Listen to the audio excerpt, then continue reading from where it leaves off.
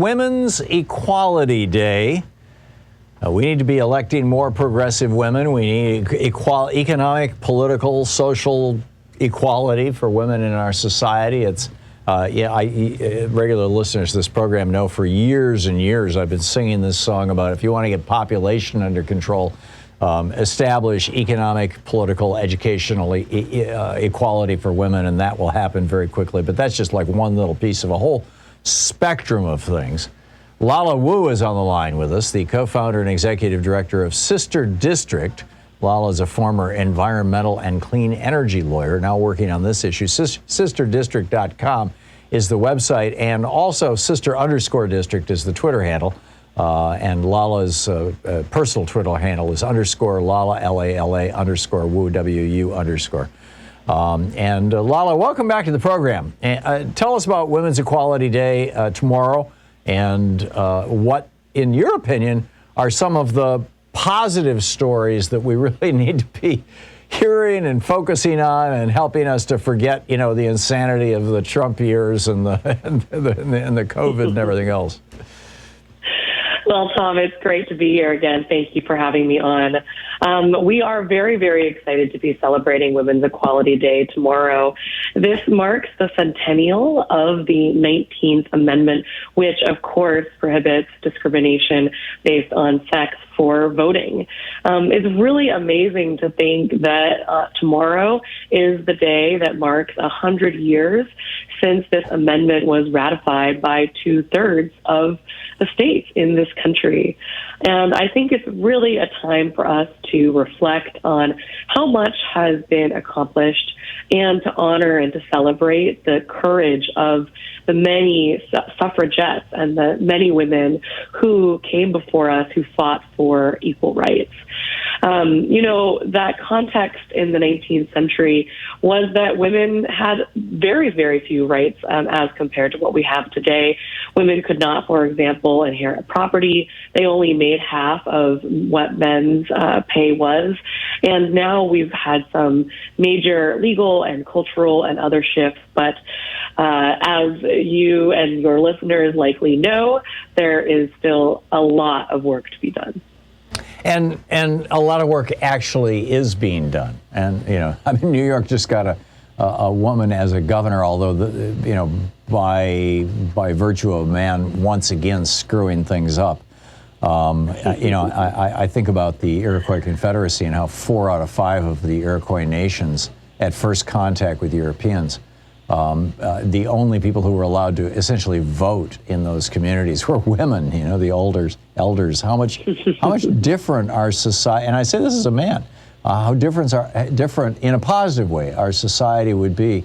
An old friend of mine, a professor of psychiatry at Harvard University, we were having lunch one day, and we were talking about drug abuse. We had been giving lectures that day on attention deficit disorder. And he said, you know what the most dangerous drug in the world is? And I was like, what? And expecting him to say, cocaine or something. And he says, testosterone. He says, it's responsible for most of the wars. And, he just goes on in this rant, this Harvard professor of psychiatry. And I think he's right. And so tell us what SisterDistrict.com is doing, to help bring about at least more equality in our society.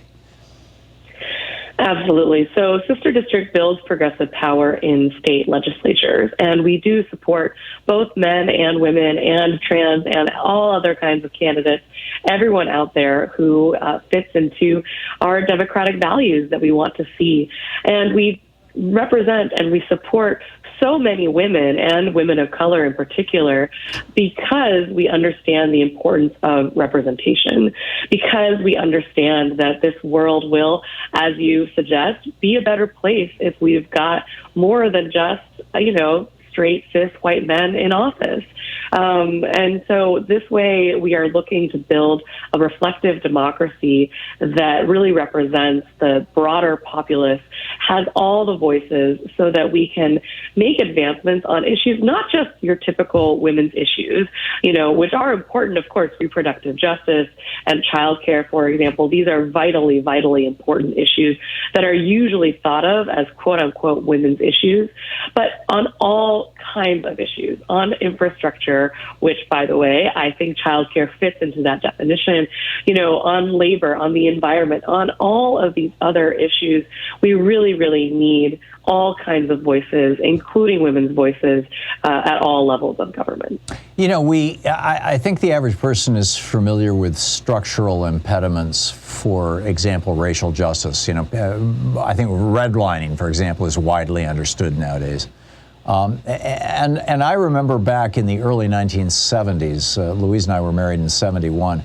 And I think it was 72 or 73 was the first year that a woman could get a credit card without her husband's permission and signature. They were very strange times. It was a very different time for women. What are but that was then. This is now. What are the structural impediments to women having economic and political power that perhaps most people are unaware of, or that everybody is aware of, that really need to be, that we need to go after? I know, for example, the Equal Rights Amendment still hasn't been, put into law. But what are there specifics here that we should be focusing on and talking about? Yeah. Yes, absolutely. And before I go into that, I just want to acknowledge that, progress is not linear, that yes, in 71, 72, we made these leaps.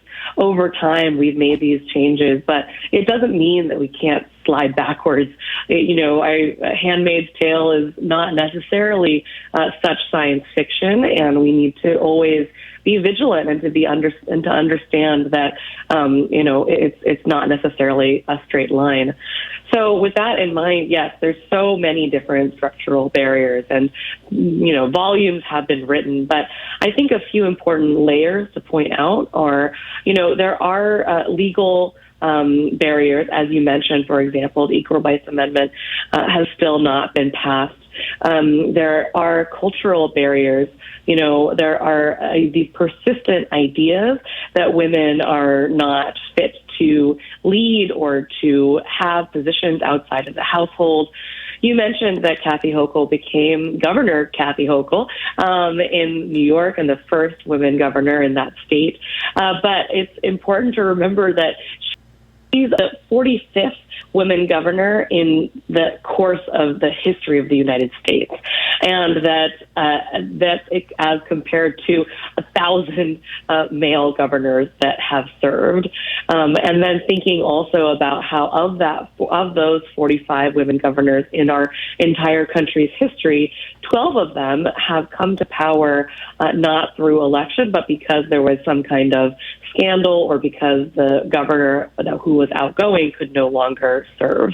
And it seems to be that no matter what kind of progress we're kind of making, and Barbara Rodriguez at the 19th wrote a nice piece about this recently, that there still is this sort of mental block, a failure of imagination to see women in certain kind of apex positions of power.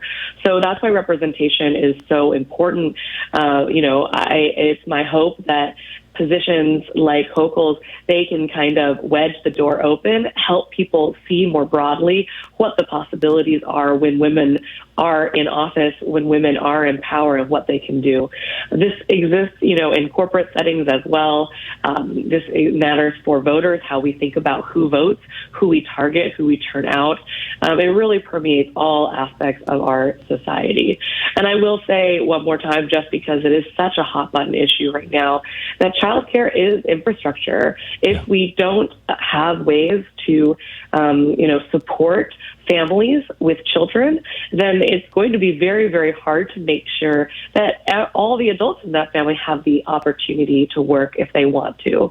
And this is a huge issue. Yeah, we need to be thinking of pre-K the same way we think of public schools. And it is part of our infrastructure.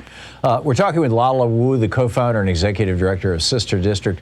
Lala, we're going to hit a hard break here that I can't control in just a second. SisterDistrict.com is the website. Tell us about the organization and what people can do who want to support the work that you're doing.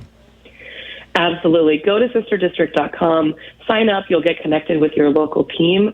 All kinds of volunteer and actions that you can take right now that are really concrete in races that really matter to increase representation of women and others, to build that democracy that we want to see. If you're feeling like you don't know what you want to do, this is the way to do it.